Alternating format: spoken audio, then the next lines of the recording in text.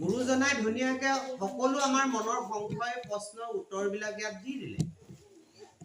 তথাপিতো বুলিছে ঈশ্বৰৰ কৃপায়ে এই ভক্তিৰ পঢ়াশালীখনত আমি সমস্ত জনাই একোজন আমি শিষ্য ছাত্ৰৰ কাৰণে অধ্যয়নাং তপস্যা আছে, এতিয়াও আছে। এতিয়া তপস্যাটো কি? সেই দ্বাপৰ যুগৰ সত্য যুগতকে অকণমান পৃথক। এতিয়া ছাত্ৰৰ কাৰণে অধ্যয়নটোৱে তপস্যা বুলি কৈছে, আৰু বৰ্তমান ভাৱে ভক্তি বুলি কৈছে। এই ভাৱত খালি শুদ্ধতা থাকিব লাগিব। এই ভাৱক ভজ ভগৱন্ত ভক্তি ভাৱে। ঈশ্বৰ কৃষ্ণৰ কথাবিলাক আমি যেতিয়া ভাবিম নহয়, ভজ ভগৱন্ত ভক্তি ভাৱে, একদম কায় বাক্য মন তিনিওকো এক কৰি পিনে আমি ভাবিব লাগিব। ভাৱে ভক্তি হয় যদিও আমাৰ মনত অসংখ্য ভাৱ আহে। এই ভাৱ, সকলো ভাৱ কিন্তু ভক্তি নহয়। গতিকে সেইকাৰণে আমি যিবিলাক ঈশ্বৰৰ কাৰণে আমি ভাবিম বা আনৰ কাৰণে, সহস্ৰজনৰ কাৰণে হিত চিন্তাৰ কথা আমি ভাবিম, তেতিয়া তাত ভক্তিলে ৰূপান্তৰ হ'ব। গতিকে ভক্তি বোলা বস্তুটো কোনোবাই কাৰোবাক যে দেখুৱাই দিব নোৱাৰে। এক প্ৰকাৰত দেখা যায় কেৱল আচৰণত। যিজনে বেয়া কাম কৰে অট'মেটিক উপাধি এটা পাই যায়, তেওঁ বোলে খটখটীয়া, অসুৰ, অট'মেটিক উপাধিবিলাক পাই যায়। কিন্তু সেইজনৰ নাম এটা আছে, সেই নামটো লুকাই যায়। কিহৰ কাৰণে লুকালে? তেওঁ নকৰিবলগীয়া কামবিলাক কৰি ফুৰে কাৰণে তেওঁ নতুনকে উপাধি এটা পায়। গুৰুজনাই যেনেকে মহেন্দ্ৰ কন্দলীয়ে শংকৰ গুৰুজনাৰ পৰম গুণ দৰ্শন পাইহে দেৱ উপাধি প্ৰদান কৰিছে, এনে সহজতে প্ৰদান কৰি দিয়া নাই নহয়। তাৰমানে আমি যদি ভাল কাম কৰো, তেতিয়া আমাৰ কি আছে, ভাল উপাধিও লাভ। সমস্ত জনে যেতিয়া নেকি ভাল বুলি কব, তেতিয়া সেই ভালটো এটা উপাধি হৈ গুচি যায়। আমক ভাল পায়, কিন্তু সদায় সেইটোকে কৈছে যে সত্যই সদায় জয়। কিন্তু সত্য কিয় আমি অসত্য আশ্ৰয় লওঁ? তাৰ ফলস্বৰূপে আমি দুখ পাওঁ। দুখ পালে আমি কিয় অন্য এজনে আনজনক আমি দুখ দিওঁ? কোনো দিন নিজৰ দুখ হৈছে বুলিতো বিচাৰ নকৰো। শাস্ত্ৰৰ মতে, শাস্ত্ৰ দৰ্শনৰ মতে কেৱল নিজক দুখ দিয়া। কাৰোবাৰ ফালে আঙুলি নুটুৱাবা।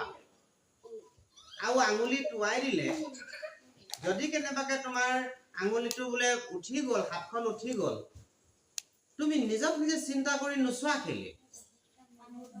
যিজন ব্যক্তিক তুমি এটা আঙুলিয়ে দেখুৱাব বিচাৰিছা তেওঁ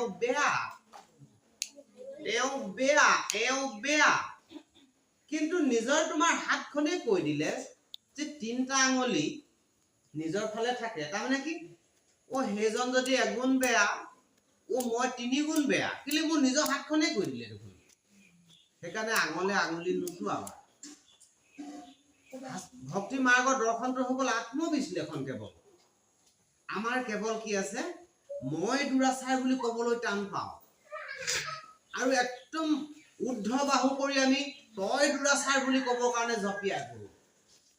আমাৰ এইটো শাস্ত্ৰৰ লগত নিমিলা আমাৰ কাৰ্য আমি কৰি আছো। আৰু শাস্ত্ৰৰ লগত নিমিলা যদি কাৰ্য আমি কৰি থাকো, ঈশ্বৰৰ কৃপা লাভ আমাক নহ'ব নহয়। আৰু ঈশ্বৰৰ কৃপা লাভ যেতিয়ালৈকে নহ'ব, তেতিয়া আমি মনে ভাবি থকাবিলাক ক'ত সম্ভৱ হ'ব? কাৰণ ঈশ্বৰ কৃষ্ণ কৈছে যে মোক নিবিচৰাকৈ মই দিম। কাৰণ মোক বিচাৰিব নালাগে, মই ইমান প্ৰভু ভগৱন্ত দয়াৰ সাগৰ কৃপাৰ সাগৰ কৰোণা নিধান তেওঁক বিচাৰিব নালাগে গতিকে তেওঁক নিবিচৰাকে আমি সুখ পাব পাৰো আৰু যিবিলাক আমি তেওঁক আশ্ৰয় নকৰাকৈ আমি অন্য যিবিলাক আমি সুখ শান্তি বিলাক বিচাৰি আছো পাইছোনে বাৰু কিন্তু যিটো বস্তু নিবিচৰাকে এটা বস্তু আহি আছে আকৌ আমালে আজি হেওকি আইগৰাকী ক'লে যে সন্তানটি বসন্ত দেখা দিছে নে কিবা এটা বসন্তটো বিচাৰিছিলে নেকি বিচৰাটো নাই নিবিচৰাকে আহিলে গতিকে আমাৰ এইটো উপলব্ধি আমাৰ কাহানি আহিব উপলব্ধি কাৰণ ভগৱন্ত পুৰুষে কৈছে আমি যদি কাকো অপকাৰ নকৰো নহয় আমি ক'ৰবাত কাঁইটৰ খোজ এটা নাখাওঁ ই সত্য প্ৰমাণিত কথা আৰু যে কাঁইটটো খোজ খাওঁতে আমি ঈশ্বৰৰ নাম কিয় আহিব লাগে যে কি আছে নিশ্চয় অপৰাধ কৰাৰ কাৰণে আমি কাঁইট এটা আমাৰ ভৰিত সোমায় এনে নোসোমায় গতিকে শাস্ত্ৰমতে বহু দৰ্শন আছে উত্তৰ গতিকে সেইকাৰণে নিশ্চয় ক'ৰবাত আমাৰ ভক্তি মাৰ্গটোত অকণমান বিপদে পৰিচালিত হোৱা দেখা গৈছে কেৱল নিজৰ ভুলটো আমি দেখা পোৱা নাই কাৰণ বিনা ভুলত বিনা দুখত কেতিয়াও জীৱই কোনো মানুহে যে দুখ নাপায় আৰু দৈবৰ বশত যদি কিবা এটা ঘটনা ডাঙৰ হ'বলগীয়া আছিল তেতিয়া পোনছাতে আমাৰ বাপাই সমস্ত মুখত এটা কথা শুনা পোৱা যায় যদি ইয়াতকৈ ডাঙৰ ঘটনা হ'বল আছিল ইমানতে খণ্ডন হৈ গ'ল বাওকে বাচিলে যে ঈশ্বৰে বচালে হয় বচালে গতিকে বচোৱাৰ কাৰণ কি আছে আমি জ্ঞাতে অজ্ঞাতে হলো ঈশ্বৰৰ নাম অকণমান লৈ আছো যে সেইকাৰণে প্ৰভু ভগৱন্তই পূৰ্ণাংগতা হিচাপে নবচালেও অকণমান আওপকীয়াকে হলেও কিন্তু বচাই দিছে আৰু এটা সাৱধান বাণীও জনাই দিছে কেলে অকণমান যে হ'ল যে নিশ্চয় কোনোবা এখিনিত পাজুল এটা লাগিছে তোমালোকে চাবা যেনে ধৰণে আমি কঠীয়া সিঁচি পিনে বেৰা নিদিলো আমি কিন্তু তাৰ পৰা যেনেকে চৰাই চিৰিকটিয়ে বা গৰু ছাগলী সোমোৱাটো খাটাং সতি সন্তান তুলিছো ভাল হোৱাটো বিচাৰিছো ভাল হ'বলৈ হলে ভাল আদৰ্শ ভাল জ্ঞান প্ৰদান কৰিছো নে নাই যদি নাই কৰা ধৰি লওক সতি সন্তানটোক আমাৰ চকুৰ আগত আমি ৰাখিব লাগে স্কুললৈ পঠিয়া চকু দূৰ কৰো তাৰ আমাৰ স্বাৰ্থ ত্যাগ আছে স্কুললৈ পঠিয়াও তাৰমানে কেলে আমাৰ চকুৰ আগৰ পৰা দূৰ হ'বলৈ দিও কেলে আমি ভাল হ'বৰ কাৰণে পঠিয়াও নহলে কোনোদিন এঘৰৰ পৰা আন ঘৰলৈ যোৱাটোকে আমি বেয়া পাওঁ কেৱল আমাৰ লক্ষ্য এটাতে থাকে আমুকৰ ল'ৰাকেইটা পথখতি আমুকৰ ল'ৰাকেইটা লগ সংটো বেয়া সংগত কৰিলে ল'ৰা ছোৱালী বেয়া হয় যাবলৈ আমি দিব নালাগে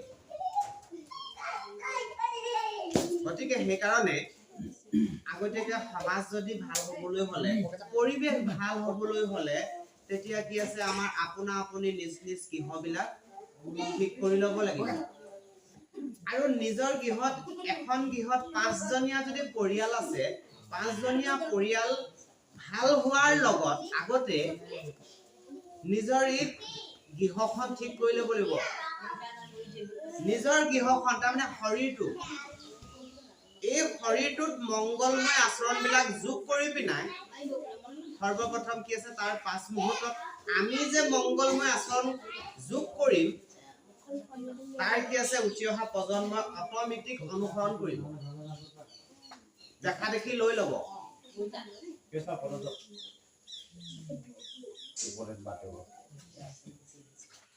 আমি শাস্ত্ৰৰ কথাখিনিয়ে কৈ আছো যে তাহাৰ পহাৰে নচা লীলা কৃষ্ণ অংগ মালাৰ পহাৰে যেন পমত্ৰ মাতংগ আমি এজনে আনজনক পহাৰ কৰা আৰু মুষ্টিয়ে বৰ্তমান যিটো পহাৰ কৰিছে তাৰ ওপৰতহে কৈ থকা গৈছে গতিকে সেইকাৰণে জীৱই কেতিয়াও যিমান পৰা যায় অন্তত ইমানটোলৈ আমি সীমাবদ্ধ থাকিব লাগে যদি কাৰোবাক উপকাৰ কৰিবলৈ আমাৰ সক্ষম হোৱা নাই আমি অপকাৰো কৰিব নালাগে যদি উপকাৰ কৰিব নোৱাৰো তাকো যদি অপকাৰো নাই কৰা তেতিয়াও সীমিতত আমি আছো বুলি ভাবিব পাৰো কৃষ্ণ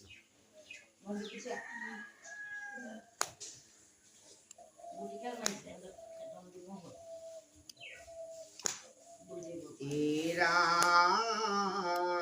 বিমুখ কেশ পাক পহাৰ বিগৰিল